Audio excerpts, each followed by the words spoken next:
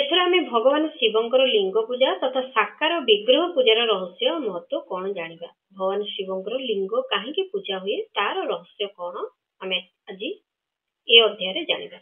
सुत कहउचंदी सौनक जे श्रवण कीर्तन मनन करने को असमर्थ से भगवान शंकरंकर लिंग एवं मूर्ति स्थापन पूर्वक नित्य पूजा करी संसार सागर रु पार हो जाय पारे। से कौन कहउचंदी सुत कौन कहउचंदी सौनक को जे श्रवण करि परिबनी जे कीर्तन करि परिबनी आ जे मनन करि परिबनी अर्थात मने पकई परिबनी से शिवंकर शंकरंकर लिंग आ मूर्ति स्थापन करके पूजा करि परिबो। एपरि लोक निश्चल चित्तरे निज शक्ति अनुसार धनराशि नहीं ताकू शिवलिंग अथवा शिव मूर्तिर सेवार अर्पित करदेबा।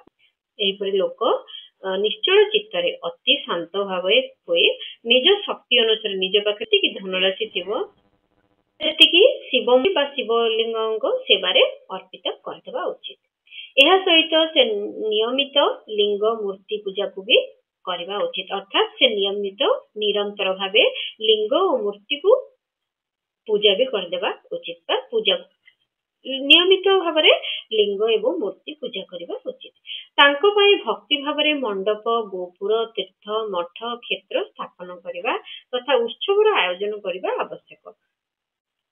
तांको पई कौन करे तांको पई भक्ति भावरे मंडप करिवे गोपुर तीर्थ मठ क्षेत्र स्थापन ए सब जदि क्षेत्र ए सब स्थापन करिके भगवान महादेवंकर लिंग स्थापन करी मूर्ति को स्थापन करके आपण पूजार आयोजन करि परिबे। प्रभु को वस्त्र देवे गंध पुष्प धूप दीप तथा मालपुआ और शाक इत्यादि व्यंजन सह नाना प्रकार भक्ष्य द्रव्य व अन्न नैवेद्य रूप में अर्पित करिवे।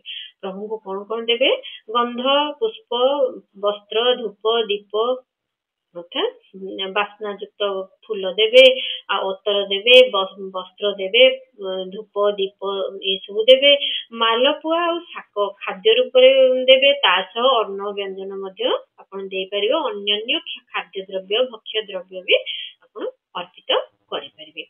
छत्र ध्वजा व्यंजन चामर और अन्य अंग सहित राजोपचार करी समस्त द्रव्य शिवलिंग और शिव मूर्ति को अर्पित करिवे। छत्र अर्थात छती ध्वजा पताका व्यंजन अर्थात व्यंजन जो खाद्य द्रव्य चामर जो बिंचा जाए ठाकुर को जोतरे अन्य अंग सहित राजोपचार राजांको परी राजांको पई जहा सब दरकार जेमिति आमे जहा सब जिंस आमे दरकार हेता तांकर सेवा पई आमे जहा सब जिंस व्यवहार करथौ महादेवंको पई सेमिति राजोपचार परी समस्त द्रव्य को शिवलिंग और शिव मूर्ति को अर्पण करिवे। पुणी प्रदक्षिणा नमस्कार और यथाशक्ति जप करिवे। प्रदक्षिणा अर्थात बुलिवे तांको चारिपटे बुलिवे नमस्कार करिवे और यथाशक्ति जप करिवे। यथाशक्ति जप अर्थात तांको नाम जप करिवे। आवाहन ठारू विसर्जन पर्यंत समस्त कार्य भक्ति भावरे करिवे। आवाहन ठारू विसर्जन तांको जेमिति डाकिवे तांको सेमिति प्रस्थान करिवा पई प्रस्थान मध्य कराइबे। शिवलिंग व शिव मूर्ति रे शिवं को तेणु आवाहन ठारू विसर्जन पर्यंत समस्त कार्य भक्ति भावरे करिवे। जेमिति आवाहन करे डाकिबे सेमिति विसर्जन करिवे मध्य भक्ति सहकारे। तेणु शिवलिंग व शिव मूर्ति रे शिवं को पूजा करुवा व्यक्ति श्रवण आदि साधन अनुष्ठान न कले मध्य शिवंकर प्रसन्नता द्वारा सिद्धि प्राप्त हुए। तेणु जो माने ए पाठ पढ़ी पारिबेनी सुनी पारिबेनी किंबा जदि जो माने शिव पुराण विषय मन पकई पारिबेनी से माने शिवलिंग किंबा शिव मूर्ति जदि पूजा करुथिबे ताहाले मध्य से मानकर प्रसन्नता द्वारा शिवंकर प्रसन्नता द्वारा सिद्धि प्राप्त करि पारिबे। पूर्वरु अनेक महात्मा केवल शिवलिंग और शिव मूर्ति पूजा करी भव बंधन रु मुक्ति जाइछन्ति। बहुत धर्मात्मा से माने शिवलिंग और शिव मूर्ति पूजा करके भव बंधन रु मुक्त होइछन्ति। ऋषि माने पचारिले मूर्ति रे ही सर्वत्र देवतांकर पूजा हेथाय लिंग रे नहे। मात्र शिवंक पूजा सर्वत्र मूर्ति रे और लिंग रे काहे हुए। ऋषि माने सनक को पचारिले कौन पचारिले सुतंकु कौन पचारिले सुतंकु पचारे मूर्ति रे ही सर्वत्र देवतांकर पूजा होता सबु ठाकुरंकर पूजा सबु देवतांकर पूजा मूर्ति रे हुए किंतु भगवान शिव एमिति एक ठाकुर जहांकर लिंग पूजा हुए आ मूर्ति मध्य पूजा हुए। श्रुत कहले मुनीश्वर गुणगण तुम मानक ये प्रश्न अति पवित्र अति अद्भुत ए विषय महादेव ही वक्ता हो पारती अन्य केही एहार प्रतिपादन करि परिबे नाही। एही प्रश्नर उत्तर पाई भगवान शिव जहा कहिसंती एवं जहाकू गुरु मुखरु जेपरि सुनिछि ताहा क्रमशः वर्णना करि। सुत कोन कहउचंती हे मुनीश्वर गुणगण तुम मानक ये प्रश्न अति पवित्र अति अद्भुत अति आश्चर्यकर जिनिस किंतु ए कथा मु ए उत्तर दे परिनी ए उत्तर देबे केवल महादेव ए उत्तर प्रतिपादन करिवे ए उत्तर प्रमाणित केवल महादेवଙ୍କ पाखरे ही रहिछि। तेणु मु जहा गुरुमुखଙ୍କ ठारू सुनिछि जे क्रमशः भगवान शिव ही ब्रह्म रूप होइतिबारु निष्कळ निराकार बोली कथित होंती। तेणु मु मोर गुरु मानक ठारू सुनिछि जे भगवान शिव ही ब्रह्म रूप होइतिबारु निष्कळ निराकार बोली कथित होंती पुणी रूपवान होइतिबारु से सकल बोली मध्य कथित होंती। यार अर्थ कोन भगवान शिव ही ब्रह्म रूप होइतिबारु निष्कळ निराकार बोली कथित होंती। ब्रह्म रूप अर्थात तंकर रूप माने रूपर जोटा रूप आमे कल्पना करि परिबानी से रूप को आमे देखि परिबानी ताकू होची ब्रह्म रूप कहंती। तेन ताकू आमे निराकार जार आकार नहीं से होचंती निराकार आ जेउठी पुणी रूपवान होइतिबारु से सुंदर होइतिबारु तांकर सकल बोली मध्य कथित होंती। किछि लोक निष्कळ बोली कथित करंती आउ किछि लोक सकल बोली कथित करंती। से निष्कळ आ निराकार होइतिबारु तांको पूजारे आधारभूत लिंग मध्य निराकार ही हैला। तेणु से निष्कळ होइतिबारु से निराकार होइतिबारु तांकर शिवलिंग निराकार स्वरूप प्रतीत हैला। पुनश्च शिव सकल बा साकार होइतिबारु तांकर पूजार आधारभूत विग्रह साकार हैला। तेणु से पुनश्च सकल बा पुनश्च से साकार होइतिबारु निराकार होइतिबारु तांकर लिंग पूजा हला आ साकार होइतिबारु तांकर मूर्ति पूजा हला। सकल अकल समस्त अंग आकार सहित साकार एवं अंग और आकार विरचित निराकार सकल एवं अकल अर्थ आकार और निराकार ये दुईटी रूप होइतिबारु से ब्रह्म शब्द रे अभिहित परमात्मा अटंती। से ब्रह्म शब्द रे तांकर नाम से ब्रह्म शब्द रे ही मुख्य परमात्मा अटंती। एही कारणरु समस्त लिंग अर्थात निराकार और मूर्ति अर्थात साकार उभय ही सदा भगवान शिव को पूजा करथन। तेणु एही कारणरु समस्ते किछि लोक लिंग पूजा करंती किछि लोक मूर्ति पूजा मध्य करंती। शिवंक भिन्न अन्य सबु देवता साक्षात ब्रह्म नुहंती।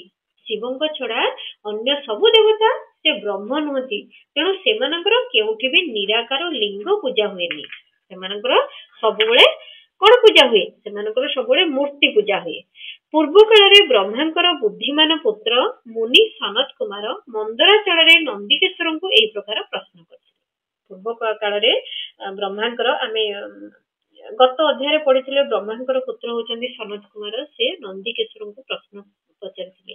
मंदराचल रे नंदिकेश्वर को प्रश्न पचारथिले कोन पचारथिले भगवान शिवंक ठारू भिन्न जेउ सब देवता अछंती सेमानकर पूजा प्राय मूर्ति ही अधिक संख्या देखा जाए किंतु शिव ही एकमात्र भगवान जे कि तांकर लिंग पूजा पाए आ मूर्ति पूजा पाए। यार अर्थ कोन यार रहस्य कोन एथिरे मते मु एक यार तात्विक रहस्य जानिया पाई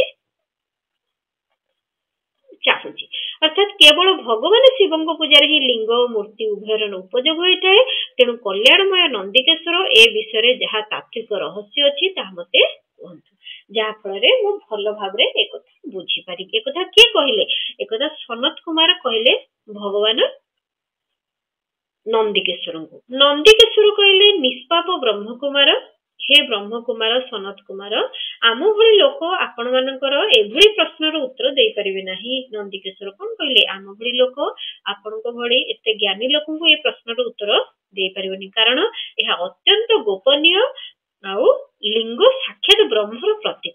ये अत्यंत गोपनीय विषय आ लिंग होची साक्षात ब्रह्मर प्रतीक। तथापि आपण शिव भक्त होइतिबारु ए विषय भगवान शिवंको जहा किछि कहिसंदी ता मु आपनक समक्ष कहूची। तेणु जदि आपण मते पचारुछंदी आपण शिव भक्त होइतिबारु मते भगवान शिव जहा किछि कहिसंदी से विषय मु आपनको कहूची जे भगवान शिव होचंती ब्रह्म स्वरूप ओ निष्कल अर्थात निराकार तांकर आकार नाही। तेणु तांको पूजारे निष्कल लिंगर उपयोग होइथा एहा समस्त वेदर मत। तेणु तांको पूजारे निष्कल लिंग जार आकार न थाए सेही लिंगर पूजा होइथाय। सनत कुमार कहले महाभाग आपण भगवान शिव और अन्य देवतांको पूजन संबंध रे लिंग पूजा और मूर्ति पूजार जो रहस्य विभाग पूर्वक कहले ताहा यथार्थ।